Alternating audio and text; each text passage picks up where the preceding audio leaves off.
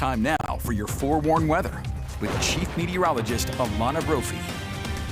Ooh, we saw the sun today. It made for a beautiful sunset. Did you see it? Oh, it was so good, Alana. The last couple of days and tonight has just been chef's kiss. I mean, that's what we do in spring, right? It's been so beautiful. It will change, and we know that. Spring in Utah always keeps things very interesting. But tonight was a beautiful one. Scott Taylor catching this from Magna. Absolutely gorgeous. Now, we did see a little cloud cover. Moisture snuck underneath that ridge. Changed things up. Time-lapse video coming out of the Heber Airport. You see the planes on the tarmac with some clouds streaming through for the afternoon as the sun was going down. It was beautiful. Wasatch Front, Wasatch Back. High temperatures today, record-breaking in several places. 73 in Logan for that high. Oh, Old Main was very busy. We were checking the cameras. Lots of folks out and about and enjoying it. 75 in Salt Lake, 77 in Provo. BYU hit 80.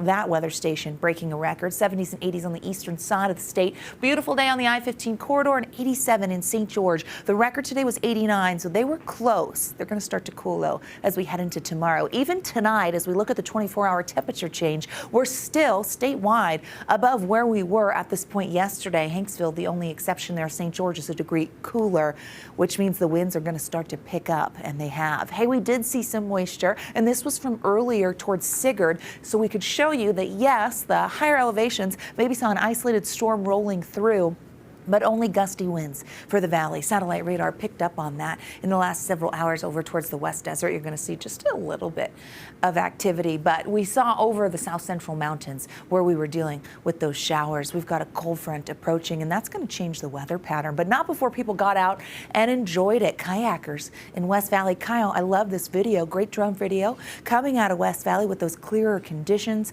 Everybody's waking up. It's spring. The flowers are waking up. The trees are budding. We're ready to go. And the kayaks were out. Okay, we will see temperatures returning to average, though, as we near the close of the work week, and we stay close to average along the Wasatch Front and in southern Utah. What does this mean? Well, we've got a pattern shift in a storm system on the way. That storm system will bring a cold front through Thursday and into Friday. Futurecast kind of shows us ahead of the front, we get gusty southwesterly winds. That's for tomorrow. It's going to be warm and windy, and we could see some blowing dust. So forewarning you now that hazy horizons could be out there as we blow some of that dust ahead of the front. Our model wants to bring it in a little earlier into Thursday night. As we look at 11 p.m., we do get some moisture towards Cache Valley, all the way into the Ogden Valley area near Bear Lake. But moisture starved, really, not a lot of wet weather with this front, but it will knock down temperatures significantly. So we're going to back off of this unseasonable warmth with the front coming through. We have a brief little window of high pressure, but then as we head through our Friday and into Saturday, another cold front comes in, and this has some decent moisture. Valley rain, mountain snow coming through, and we're looking at showers on deck for our Saturday. Drier Sunday following the front. There's that high, but we don't stay dry. Actually, another trough going to take aim at the beginning of the work week. That one looks soggy. So yeah, we're going to change things up because this high has been in control for the last several days.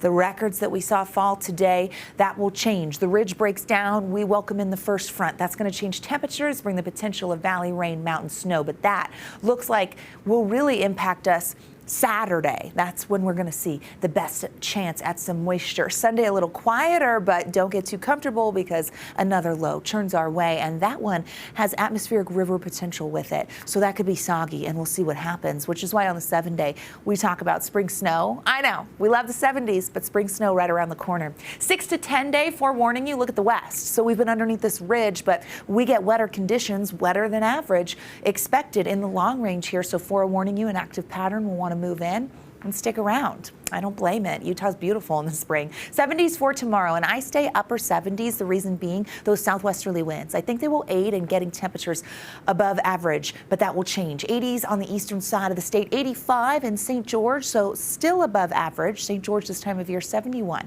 is the average high, and we do see that over the next 7. We actually hang out pretty close to it. Slight chance on Saturday. Washington County sees a little bit of wet weather, but the whipping winds will be the big weather story as the temperatures get closer to average. Here's the Wasatch Front.